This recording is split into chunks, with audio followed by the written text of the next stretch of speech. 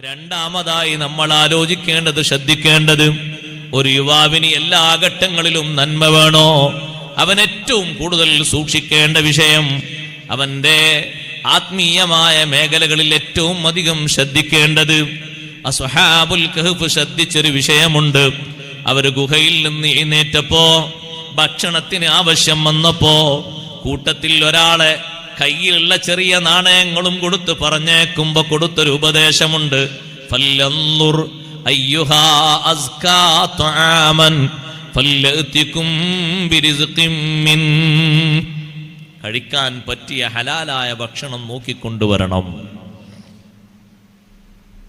തീർത്തും ഹലാലായത് മാത്രം ഭുജിക്കണം. കുട്ടിക്കാലം മുതൽക്ക് അങ്ങനെ ഭക്ഷിപ്പിക്കണം.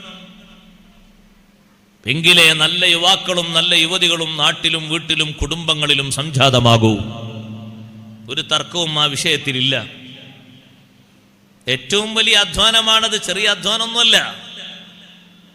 കാശ് കൊടുത്ത് പറഞ്ഞേക്കുമ്പോ അവരുടെ ഉപദേശം, നമ്മൾ ഇത്രയും കാലം ചൊല്ലിയ തസ്ബീഹ്, അതിന്റെ ആ ഒരു ആത്മീയത, അതിന്റെ ആ ഒരു മധുരാനുഭവം നഷ്ടപ്പെടരുത്. അള്ളാഹുവിലുള്ള നമ്മുടെ വിശ്വാസത്തിന് കുറവ് വരരുത്. അതിനൊക്കെ കുറവ് വരും കഴിക്കുന്നതും കുടിക്കുന്നതും നന്നാവാതിരുന്നാൽ. ഫല്ലൻദുർ അയ്യുഹാ അസ്കാ തആമൻ ഫല്ലതികും ബിരിസ്ഖിൻ മിൻ. ബാപ്പയും ഉമ്മയും യഥേഷ്ടം സമ്പത്ത് മക്കളിലേക്ക് ഒഴുകി. അവർ ഓരോ സമയത്തും റോട്ടിലേക്ക് ഇറങ്ങി, അറുത്തതാണോ ചത്തതാണോ നോക്കാതെ എല്ലാ ടൈമിലും ചിക്കൻ ഫ്രൈ അല്ലെങ്കിൽ മട്ടൻ ഫ്രൈ അല്ലെങ്കിൽ ബീഫ് ഫ്രൈ അടിച്ചു മാറി തിന്നുകയാണ്. ഇത് തിന്നാൻ പറ്റിയതാണോ അല്ലേ എന്നുള്ള, കയ്യിൽ കാശുണ്ടോ ഇല്ലയെന്ന് ഒറ്റ നോട്ടേ ഉള്ളൂ. ഏതാ വകുപ്പ് എന്നുള്ളൊരു നോട്ടം കൂടിയില്ല.